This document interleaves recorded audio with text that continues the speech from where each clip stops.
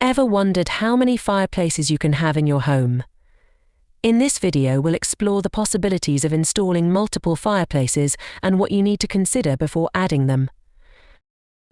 When planning multiple fireplaces, the first thing to think about is fireplace placement.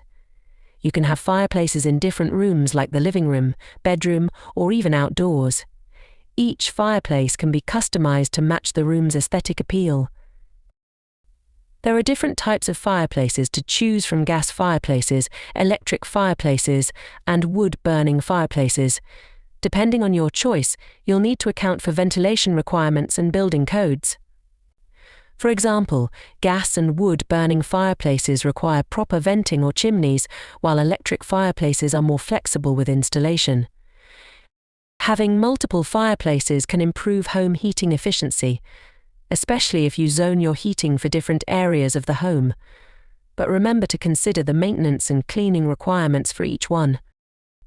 Be sure to check your local building codes and consult with professionals to ensure safe and proper fireplace installation. For more tips on adding fireplaces to your home, check out our website.